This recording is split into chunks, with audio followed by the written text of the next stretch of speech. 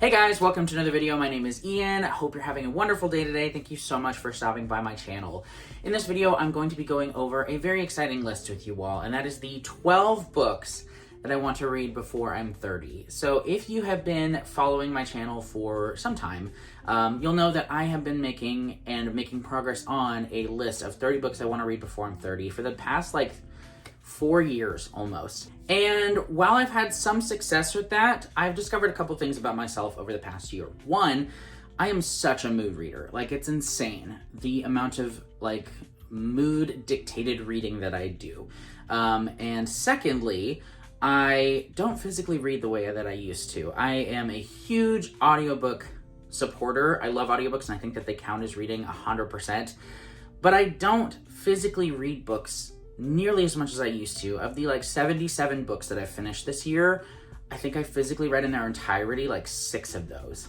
And that's fine, but I miss reading and I miss having the ability to just sit down and read for hours or really get invested in a physical book and let that immersive nature of reading take me away in a way that audio doesn't always accomplish.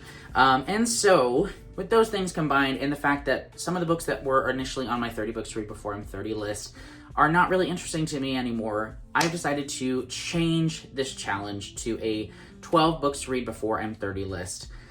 And the reason for that also is that I'm 29. As of today, I am 29 years old, which is crazy. I'm going to be 30 in 1 year. 1 year from today, I'll be 30 years old.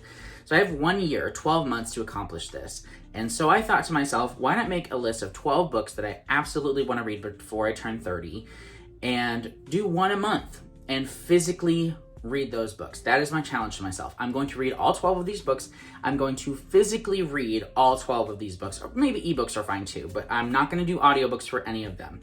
And my goal with this is to read the books that I want to read, despite my mood, make myself commit to the process of reading. Try to just take hold of that a little bit more, still enjoy what I'm reading, but be less driven by my mood, at least a little bit.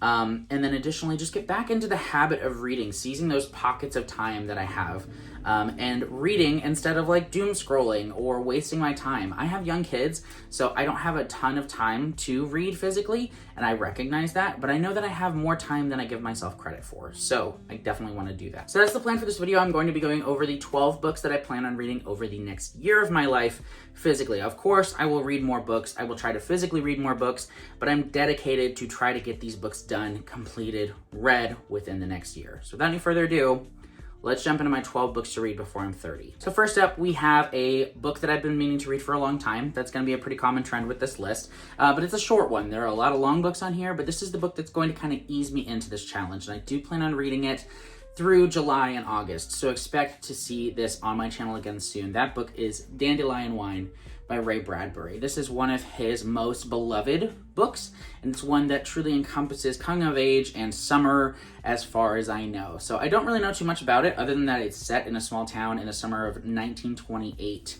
And I'm excited about reading it. Like I said, it's short, so I should be able to physically read it with no trouble, and hopefully it will help ease me in to this challenge. Next up is another novel that I've wanted to read for some time, and I thought about a couple different books to add to this list by this author, but this is, I think, the work that really propelled her into wide acclaim, and that book is The Poisonwood Bible by Barbara Kingsolver. I've been very interested in this novel for some time. It revolves around a family, a man, his wife, and his 4 daughters, who are evangelical Baptists who take their family to a mission in the Belgian Congo in 1959.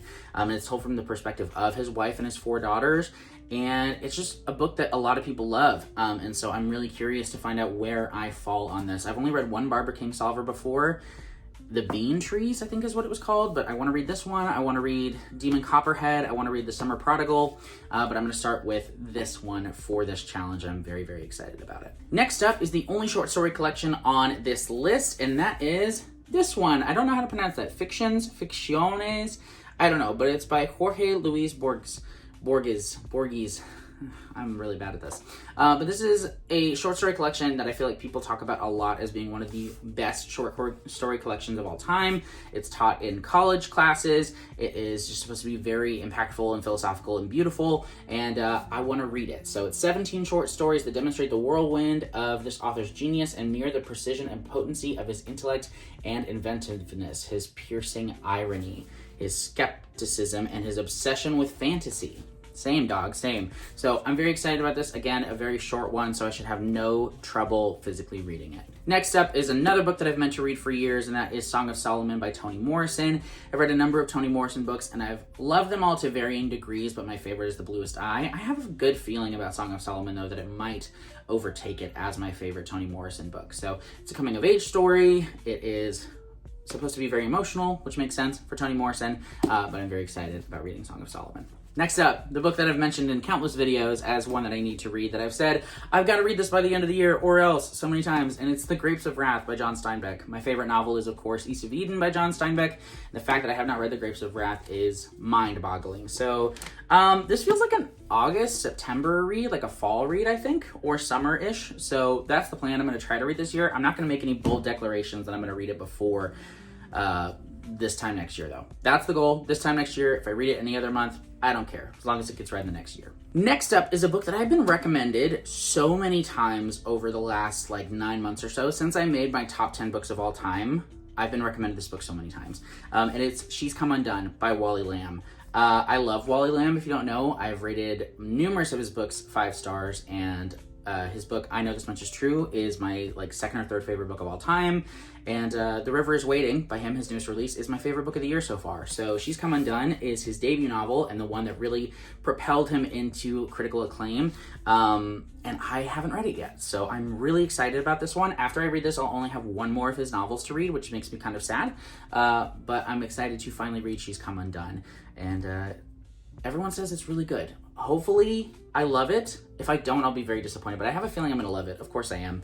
But I don't know if I'll love it as much as I Know This Much Is True, because that book just really stuck with me. So we'll see. Very excited, though. Next up is one of my favorite authors. That is Donald Ray Pollock, and the book is The Heavenly Table.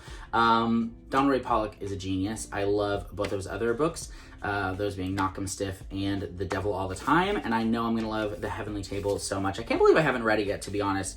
But yes, historical fiction set in 1917, gritty characters, kind of like gothic western kind of story, and I'm super pumped to read this very, very soon. Now we're getting into some of the chunky books. I have one more short one, but I have a bunch of chunky ones left, so I'm a little scared. Swan Song by Robert McCammon. This is a post-apocalyptic type horror story, I think, often compared to The Stand. I'm not crazy about The Stand, which is wild because I love Stephen King so much, but I have a really good feeling about Swan Song. The only book that I've read by Robert R. McCammon is Boy's Life, and I love that book. So I have a really good feeling about Swan Song. It's quite chonky, but I'm looking forward to immersing myself in it very, very soon. Next is the longest book on this list, and it's The Count of Monte Cristo by Alexandre Dumas. I don't need to say anything about this book, probably.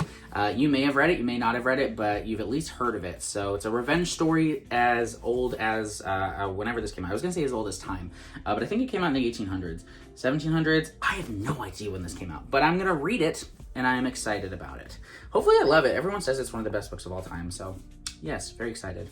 Next up, A Song for Arbonne by Guy Gavriel Kay. This is the one that has been haunting me because I've tried to read it before and I've enjoyed it but not gotten fully immersed in it.